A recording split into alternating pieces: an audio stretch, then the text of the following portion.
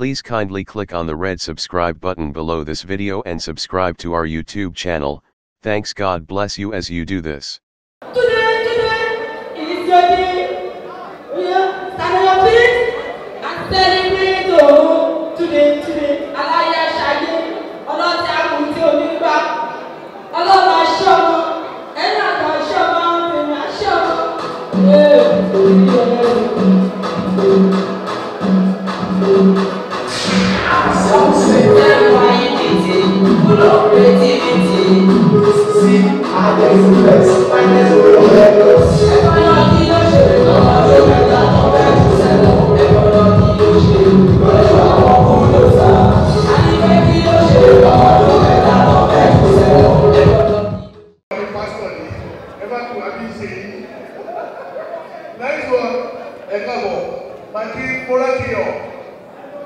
Additional Morakiyo, DPC, local God.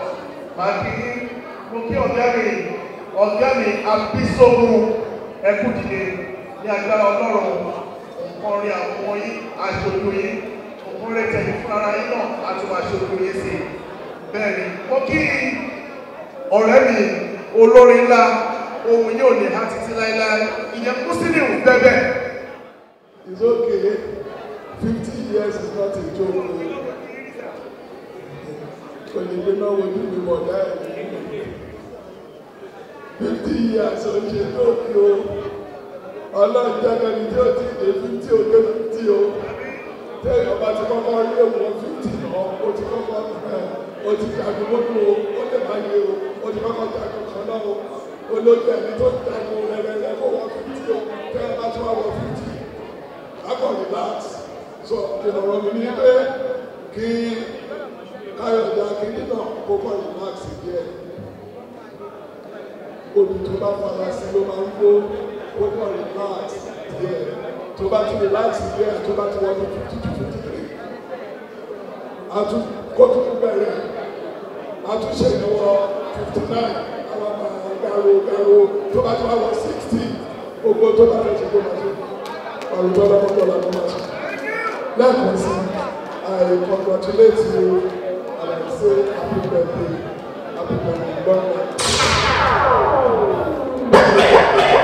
A round of applause for His Excellency Omoba Dele Odune, the President of Tampan Association.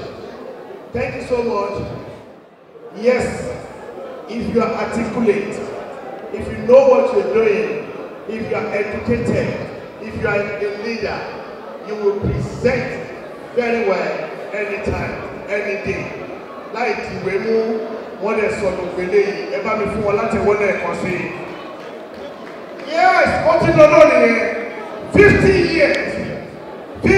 years, and celebrate in ẹ̀gbọ́n wa, Emir Káyọ̀dé Akíndínà tí wọ́n pé 50 years láyé àádọ́ta ọdún ó lágbára o tí president sọ yẹn nígbà ó yà wọ́n lẹ́nu gbà táwọn rí pé ẹni àti pé 50 years bẹ́ẹ̀ náà ló ya ọ̀pọ̀lọpọ̀ èèyàn púpọ̀ lẹ́nu láti gbọ́ pé ṣé pé òótọ́ àwọn ọ̀rẹ́ mi kò ti wà lókè ní are you serious 50 years ló ti pé bẹ́ẹ̀ o ọ̀dẹ̀ ọ̀pọ̀ kì í dàgbà èlò tí ẹni kan ní orí pé wọ́n dàgbà kan ní èdè sọ nínú mẹ́rin. Wọ́n ní ìmọ̀ máa ń fọ́ nípa ẹgbẹ́ mi ọ̀gá wa yìí tó máa pọ̀ 70 ìwà ẹ̀ lọ́ba ní ara ọ̀dọ́ náà ni. Ẹjọ́ láàrin ìṣèlú díẹ̀ mo fẹ́ fún àwọn mẹ́ta ìláyè kó tó di pé mo pẹ́ kí ni ó fúnfún. Kó tó di pé mo pẹ́ ẹjọ́ Bóyè Kúrò please on stage. Bóyè best crew on stage please. Kó tó di pé Bóyè best bẹ̀rẹ̀ gbogbo máa gbé àwọn mẹ́ta ẹ̀ láàrin ìṣẹ́jú díẹ̀. Bẹ́ẹ̀ni, máa gbé EDT Ìdọ́tè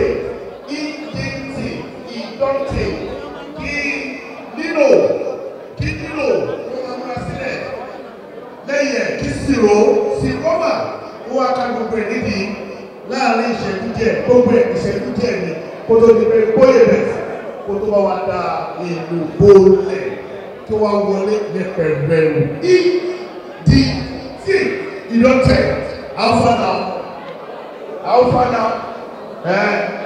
kí ló ṣẹlẹ̀. Sẹ́wọ̀n ìdìtì ní máa ń mọ̀ lọ́wọ́ àwọn tó ṣe happy birthday. Àwọn tó wish you many more years.